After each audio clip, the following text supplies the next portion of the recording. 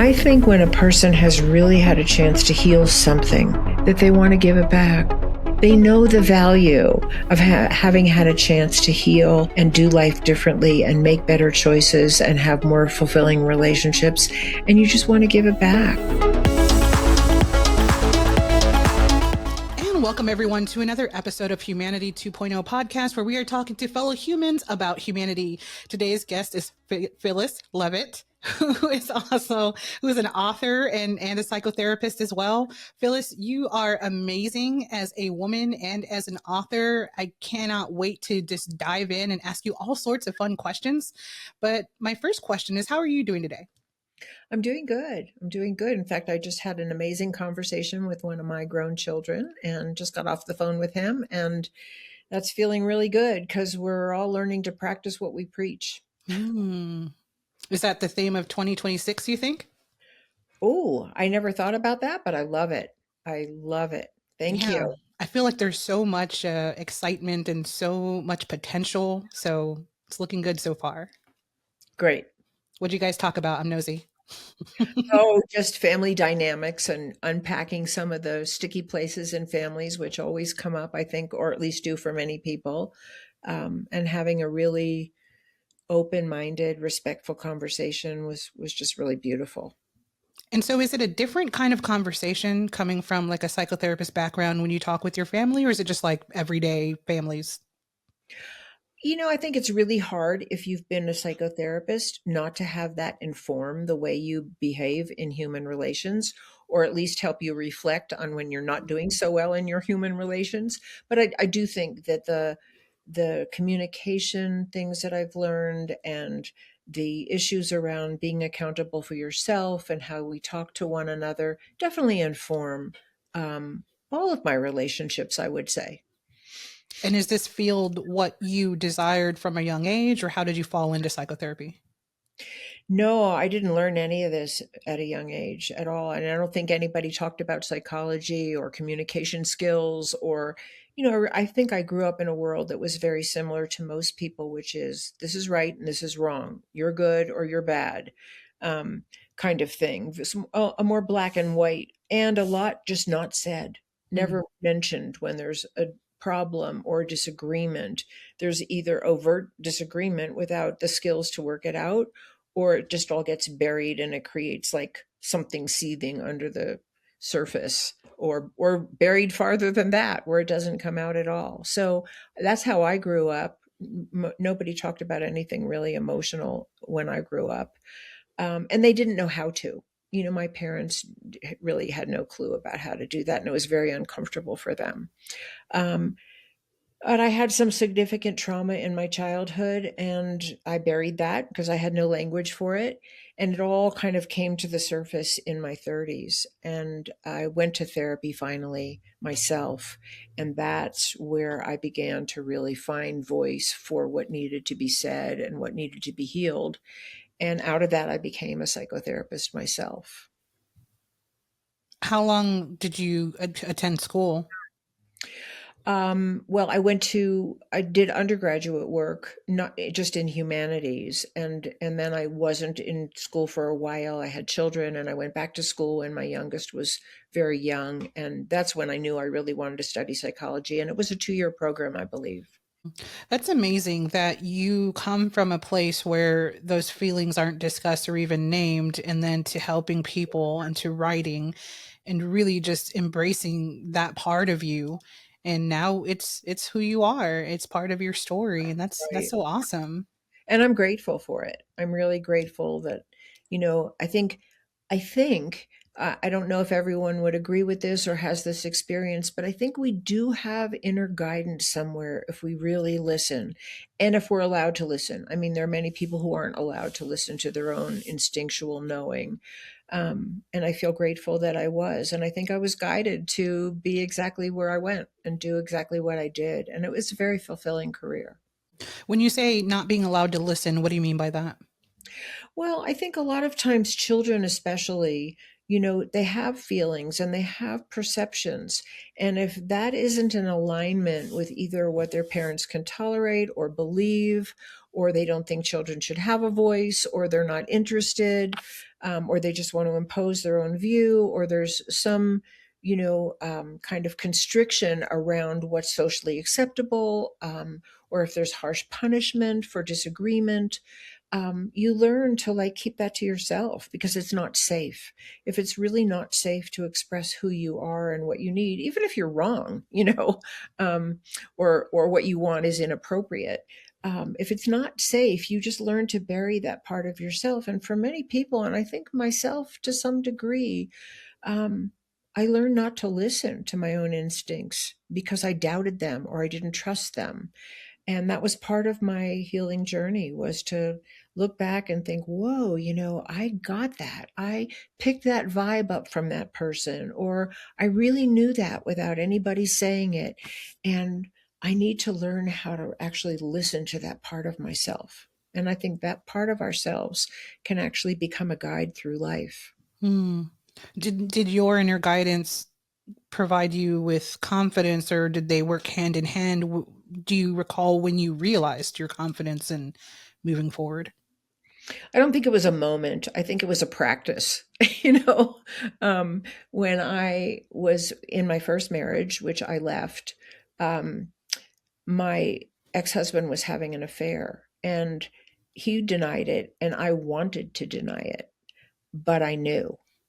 And it took me a long time to just let myself know what I knew Hmm. and then act on it.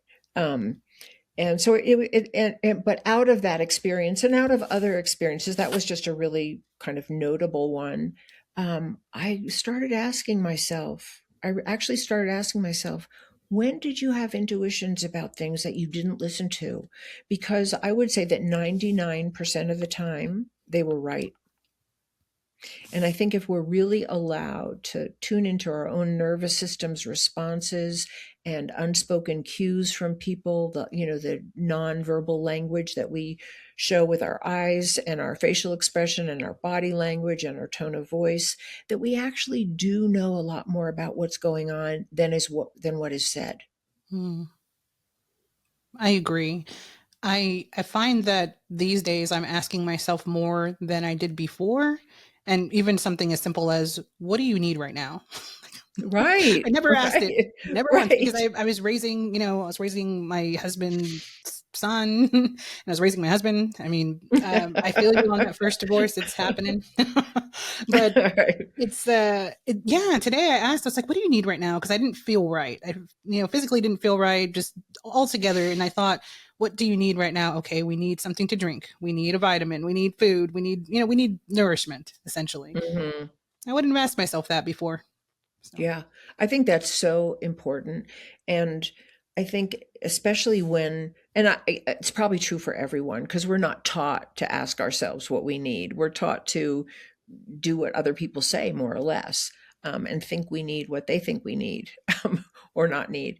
But I think that especially when you're a mother, you really do put your children Mhm. first for the most part. And so you stop listening sometimes to what you need, when really I think for our mental health, we need to have a balance between what we do for others and what we give to others and the attention we give, and also take care of ourselves. Having been on the patient side and then also on the therapist side, do you feel that you have a different perspective as a therapist and as a patient?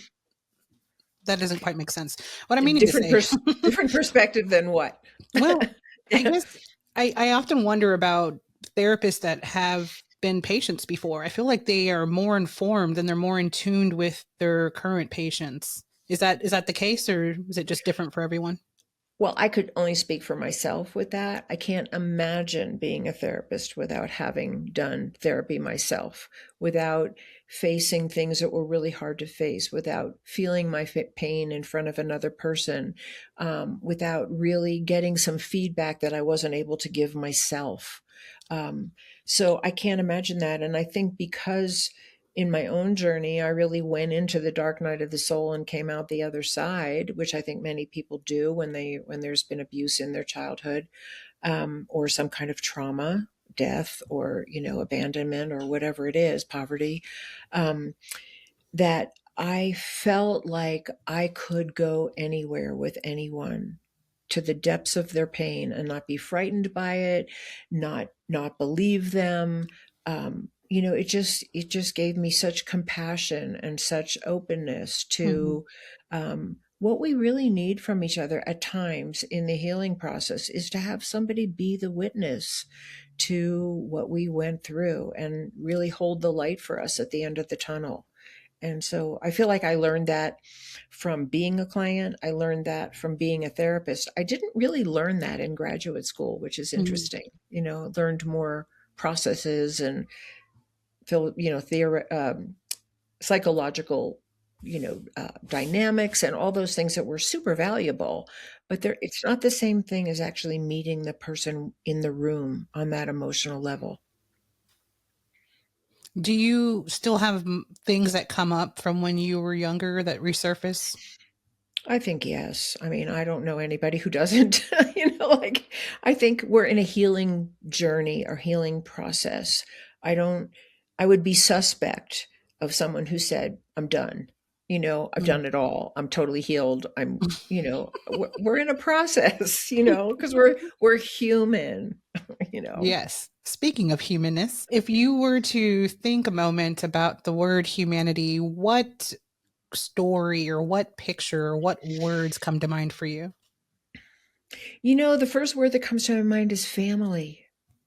I think we belong and we need to belong. We're wired. Science knows we're wired for love and belonging when we come into this world. And I think family is so precious and not necessarily valued in our current culture the way that I believe is psychologically and emotionally healthy for human beings. And I think that's part of the reason why we're suffering so. Hmm. In what ways can we be better for our families? Well, I think to number one, to like really have a focus on family. We have so many role models for success and wealth and influence and position and authority, and sometimes sadly superiority and inferior, like judgment of other people and ourselves that because the world that I grew up in and the world that I studied in as a therapist was really based in family systems.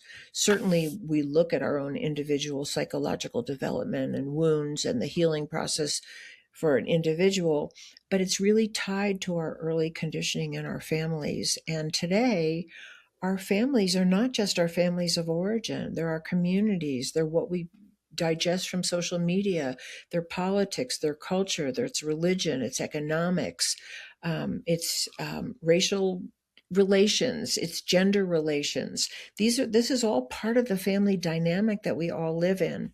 And so having that grounding in what are the attributes of a healthy family system, not that anyone ever does it perfectly, and what are the attributes of a really dysfunctional or abusive family system, has given me a lens on our larger family systems. And I would call them all family systems. Politics is a family system, culture is a family system, community is, school is, business is. Um, they're all based in either healthy or unhealthy family systems, and they play out with either support and valuing and a commitment to nonviolence and working things out with each other, or they play out as abuse and neglect on a very large scale. Mhm. And so people who did not have that initial family surrounding, maybe they grow up without families and then they meet people along the way and they create new families. Do they have the potential to have just as healthy experiences with these new families that they develop?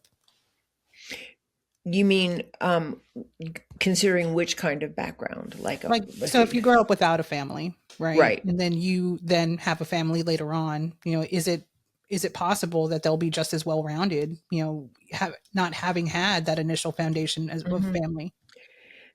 I would say more or less my experience is this. I think I would say both and kind of to what you're saying. I think there are people who come out of highly dysfunctional families or loss or grief or abandonment or overt abuse or neglect or whatever they come out of, maybe rigid expectations that no one can meet. Or severe imbalances between genders as the role model, who just reenact exactly what they learned. There are people who just, that's the imprint about what relationship is about, and they play it out in their adult life. And there are people who, and I don't know the difference, why some people react one way and why some people react another way. But then there are people who are bound and determined that they will not do it the way it was done to them, and they do everything that they can to be different kinds of partners and different kinds of parents and different kinds of coworkers and all the rest. But somewhere in the middle, I would say that even those of us, and I'll speak of myself as being more in the second category, of, sort of bound and determined not to do it the way that I grew up. um, I think unless you have a chance to really heal some of that early conditioning and wounding, you're bound to repeat something, even if the dysfunction is mostly aimed at yourself. Mm-hmm. I think we need a chance to heal from really poor conditioning. And of course, there are exceptions. There are people who just rise from the ashes of terrible early childhood and they're pristine. But I think most of us carry that wound and act it out somewhere. Oh, definitely, 100%. Yeah, I would say I'm in that group as well. The second one, not the third one, but Right. um, Right. yeah, Right. I don't know anybody in the third one. right, right. The Lord is in the third one.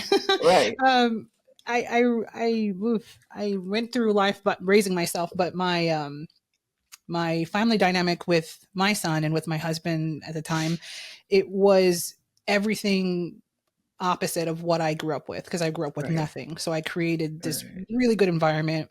I taught my son to be very self sufficient and very smart and compassionate.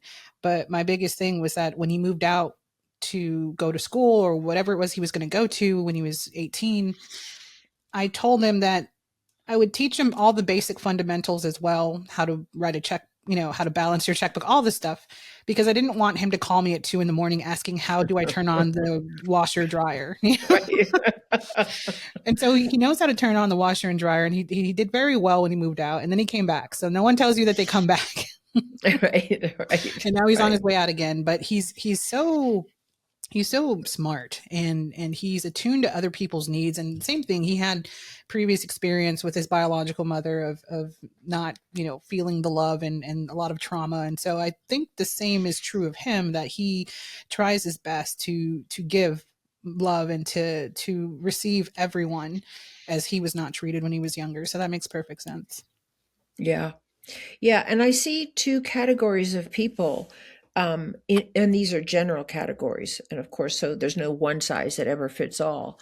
But from dysfunctional homes, including abuse and neglect, dysfunction is on a continuum from maybe emotionally not so healthy or unavailable to overt abuse and neglect. But I see kind of two patterns emerge that I think in our society in as a whole today are alarming, as well as they are alarming in our own individual lives. And one of them is learned helplessness. Mm-hmm. You learn to be helpless because there is no way to fight back or get rescued or have a voice, or not be hurt further. And so you learn to be helpless actually as a survival mechanism. And that can carry with you into your adult life.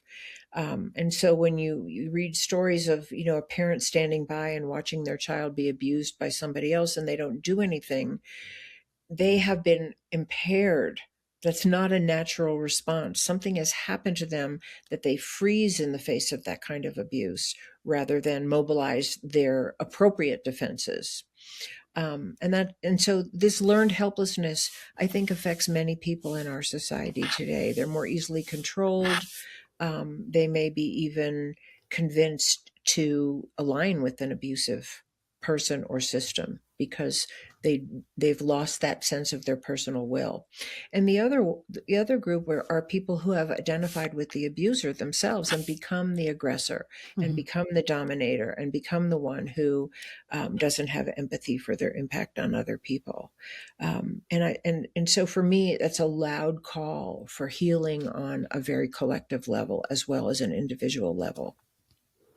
I think so many people will resonate with this message and this recording. So thank you so much for sharing that. I really wanted people without families to also have have a voice and hear what you had to say about that. So thank you so very much. Um, Humans remind us of our shared humanness all the time. Do you have a particular story or memory of another human that impacted you and made you think, ah, yes, that's humanity at its best? At its best. Ooh, let's see. There's probably a million stories. I'm just going to tell you something from my early life that really made an impression on me.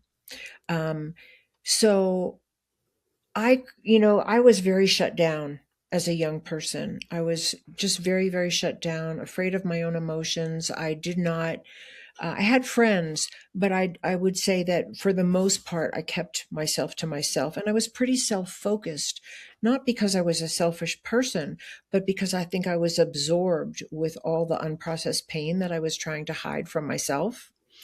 And I went into I was in a spiritual group when I was very young, and we had all these, it was back in the kind of hippie days, and we had all these businesses, and one of the businesses in this group was a bakery. And one of the women, I went in and got something from the bakery, and she started telling me about how she had made a birthday cake for this other person in this group because it was his birthday. And it wasn't like her boyfriend, it was just a random person in the group whose birthday it was. And I just was struck by her generosity of spirit. Like, she wasn't, that's just who she was. Like, Mm. I'm making a birthday cake for this guy. I know it sounds so little, but it's a story I've never forgotten because I didn't live in that. I didn't grow up with that kind of generosity of really looking out for what other people might really respond to in a wonderful way. And it just wasn't a part of my love language for being in relationship with other people.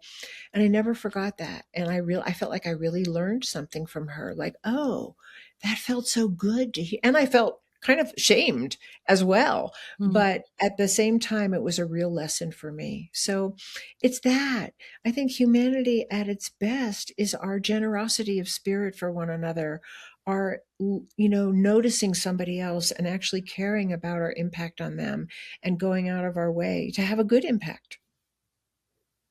That's amazing, how something so small could have such a huge impact on you. It did.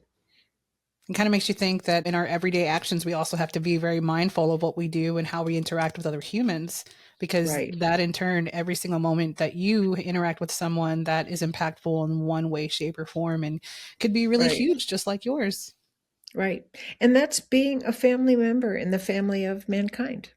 That's being like a loving family member in the family. And it's not always that easy. It's not always just making a birthday cake for somebody. Sometimes it's dealing with a very, very challenging situation. But I think the principle remains the same. Hmm. Definitely. There is a a band that I like very much, and there's a lyric that says, be mindful of how you treat every living soul." I never really thought about it, but years later I was like, "Oh, okay, I get it now." You really Yeah. should be mindful on how you treat every living Mhm. soul, every living thing. I think that's very true. When it comes to hardship, they say that hardship teaches empathy. Is there a particular moment of hardship for you where it taught you a new level of empathy that you were not familiar with? Yeah, I mean, I would say it's not a moment. I think going through my own therapy and and really like releasing like really deep pent up pain and finding so this is what I would say. I think what one of the things that trauma does to people, which is definitely the way that it impacted me, was that you cover over some of the best parts of yourself because it doesn't feel safe to have them in the world. Um, and you might not even know they're there. For me, I knew there was something buried inside of me that I really wanted. I knew that I had more life force. I knew I had more love in me. I knew I had more just creativity than I was expressing. And so going through the layers of the pain that covered that up and finding a much deeper connection to my most essential innocent self, which we all have, everyone has. None of us were born evil. The little infant that we were born was not evil. That's my belief anyway. Um, Getting in touch with that and going through that process gave me so much empathy for the defenses that we develop, because Mm. I had defenses. I didn't want to talk about things. I didn't want to show my feelings. I didn't let a lot of people in. I was as critical of other people as I was of myself. Hmm. Um, and I think just going through that healing process for myself, which, as I said, is an ongoing process. But there was a chunk that I did that was really big, grew empathy in me. And it helped me see that even when people behave horribly, there's a hurt person inside of them that really does need attention. It doesn't excuse their bad behavior, but there's more to it than they're not just a bad person. Yeah. I am reminded of, I guess, in my own journey, there are things that I know that are hidden, but more so like on purpose, like as though like it's my brain protecting me from these things that I'm just Hmm. not yet ready to face. And a lot of it I do recall, and I have shared that with my own therapist. But I feel like there are still things that even I cannot recall just because it's not the time for that. Right. Well, I'll tell you something that I learned both as a client and a therapist, and that is that your psyche knows how much you can tolerate. I really believe that, and that when you're ready, if you ever need to be, you will uncover those things if you need to for your own Mhm. healing. And if you don't, your psyche's just not going to take you there. So I really learned to trust that in my own experience, like I said, as a client and as a therapist. Some Mhm. people are just not ready to dive straight into being molested or being beaten or whatever it is, and their psyche will show them when it's time. Yeah. And there's something to be said about forgiving your abusers too, and getting to that place where you can do that, but also, forgive yourself and understand that it's not your fault, etc. Yeah. Right. So much of a journey. I'm so glad you're on this journey. Oh, thank you. Thank you. Society often judges what we don't understand. What can you tell us about psychotherapy and what people don't understand? Yeah. Well, I think that goes right along with what you just said.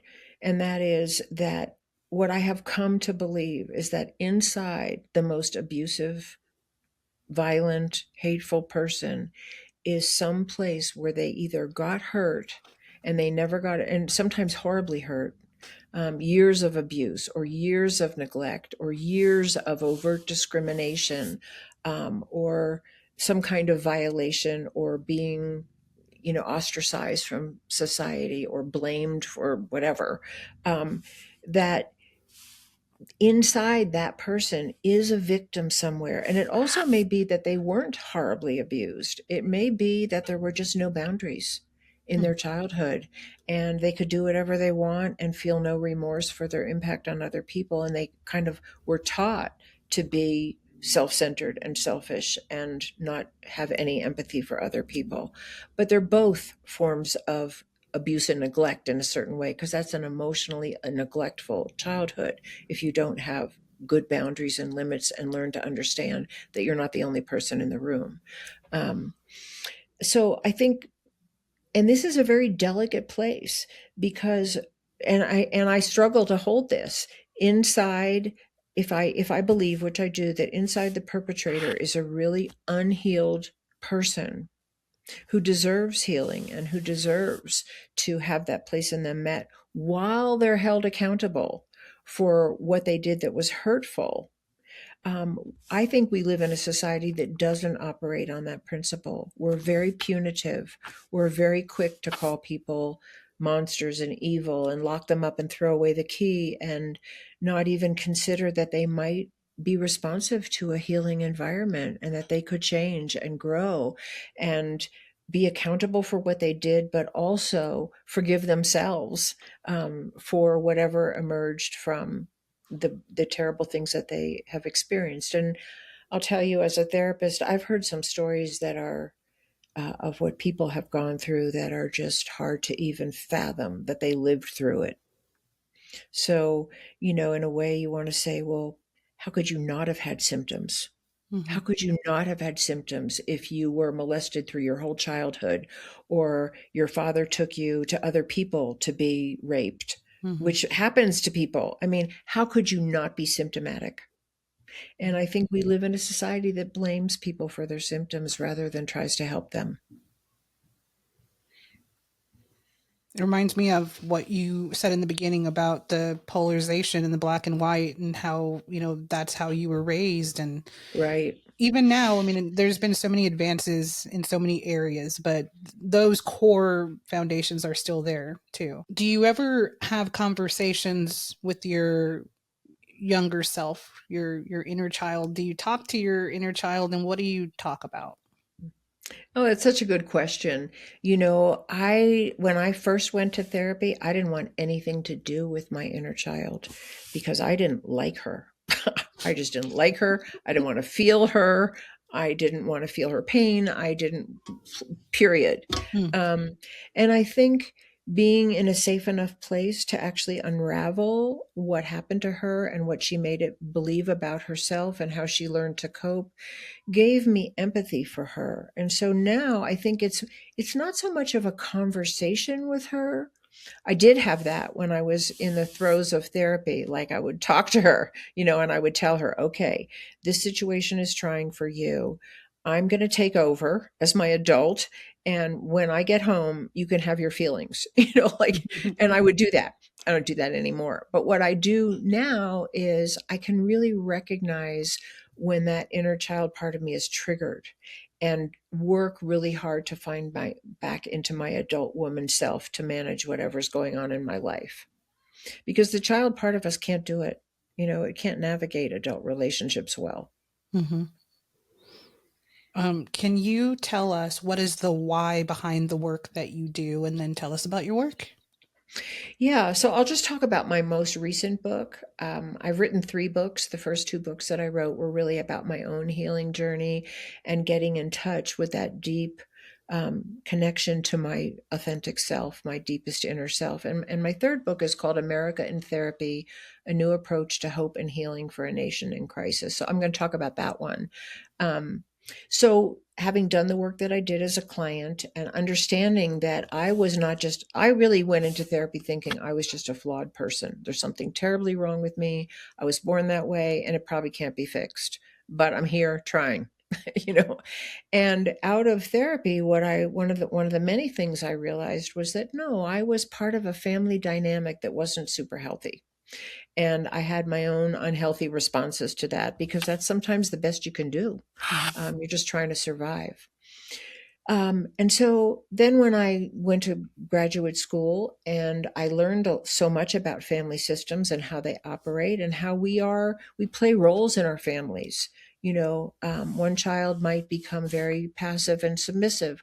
One child is the one who acts out. One is the hero and, becomes the savior of everybody. Or one child, and these are, roles that you can read about in any book. One child kind of disappears and doesn't want to be seen and hides out.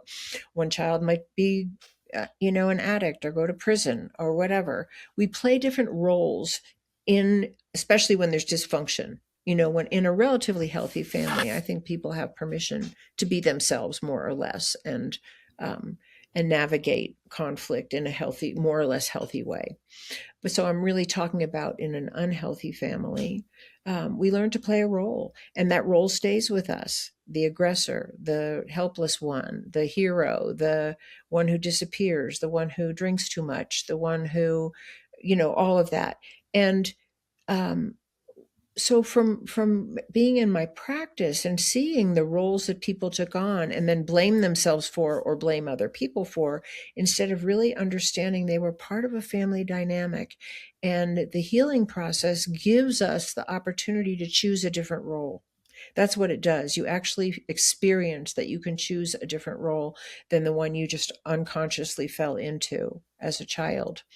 I began to see that that's exactly what happens in society, that I call it the family of America. It's all groups of people operate on some kind of family dynamics, healthy or not.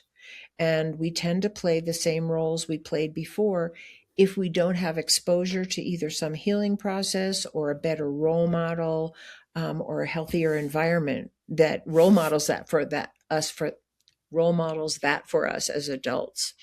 And to the extent that many people, um, who identified with the aggressor, and this is not all people, and I'm never saying one size fits all, but there are many people who identify with the aggressor who look for positions where they can dominate other people.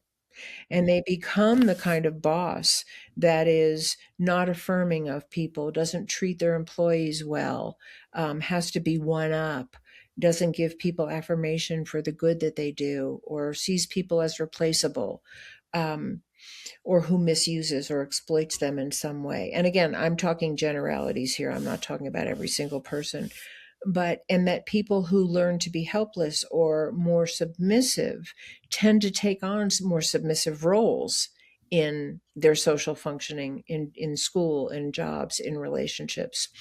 Um, and I felt like I needed to talk about that, among other things, that we bring our dysfunction with us into, and particularly into politics. We have people in positions of power who are so identified with the aggressor and have never had a chance to heal or even know that they need healing, because one of the things that abusive people do, and I talk about all of this in great depth in my book, one of the things that happens in an abusive family is that the abuser, who's probably been abused, the abuser justifies their abuse.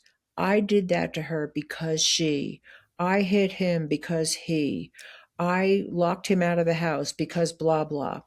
They always justify the abuse by blaming the victim. Mm-hmm. And that's what we do as a society. We blame our victims, then we blame them for their symptoms, and they don't have a chance. And there are whole segments of our society where that's the case, where people are targeted for being seen as inferior or less deserving or whatever we target them for, and then we justify mistreating them. And we bring a lot of people along with us into the belief that that's justified. And then we're surprised when that person becomes a mass murderer or shoots up a classroom or kills their parent or whatever. And I'm not saying that every single person who does that was mistreated. I'm not Right. trying to make that kind, but there are patterns that we can identify from all of our work as psychotherapists and psychologists, um, that really need to be understood on a societal level if we're ever really going to heal and stop the cycle of abuse. And the other part of the question about why you do the work that you do, the what is your why? Yeah. So the why is, and I think this is true for many people. So I'm going to say it this way. I think when a person has really had a chance to heal something, that they want to give it back. I just think that's normal. You see so many people who go, for instance, through drug treatment, who become drug and alcohol counselors because they know the value of having had a chance to heal and do life differently and make better choices and have more fulfilling relationships. And you just want to give it back. And I think that's what happened to me from going to therapy is, oh, I just want to do this. That is very beautiful. I love it. If you could share a message with humanity, any message at all, and feel free to take a moment, what would that message be? Yeah. Well, I've been asked that question a lot of times, and I have different answers at different times. But I think there's probably two things that I would say. One of them is, it's not selfish to focus on your own healing. It's the best thing you can do for yourself and for everybody that you interact with. So that's, and I think it's not shameful to admit that you need help.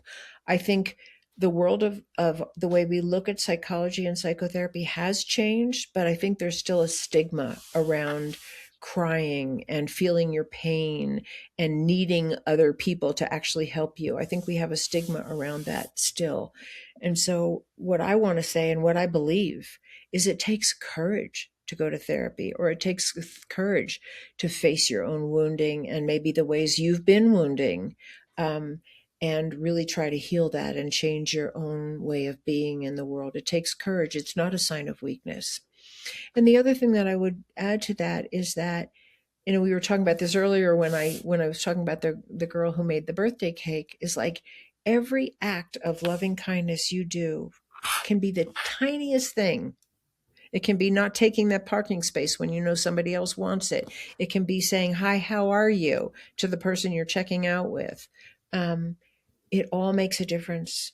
We all thrive best when we're seen and treated well. And it can be the tiniest little thing. It doesn't have to be, you don't have to save the world, because most of us won't. You know? Or maybe we all do it collectively. Right, exactly. And that's the point. Where can people find your work? And are you on social media? Please tell everyone where to find your work and your book. Yeah, thank you so much. I will have a website, which is my name, Phyllis Leavitt, Phyllis. Well, I guess you see it on your screen.com. And you can order my books through my website, but they're on all the major booksellers, Barnes and Noble, Goodreads, Books a Million, Amazon.com, all of that.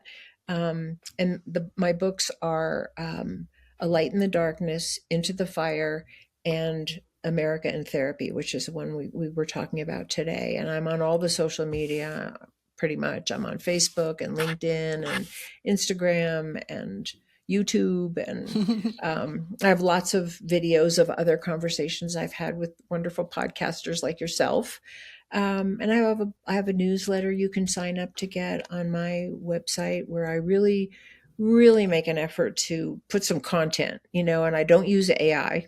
So I write them myself, and really just try to share things that I think go along with my main message. Yeah. Well, I would say that you are doing one heck of a job giving it back to the world and to humanity. So thank you so much for all that you do and all that you write. And I want to thank you for being such a wonderful podcast host and sharing yourself the way you do, because that's where we meet in our shared humanity. That's where we meet. And that's in that place we don't want to hurt one another. Thank you. Thank you for your kind words. And for everyone watching or listening, thank you for joining us on Humanity 2.0 podcast. Please be sure to visit the description and check out all of Phyllis's links and her social, and sign up for her newsletter as well. I bet there's awesome information in there for all of us.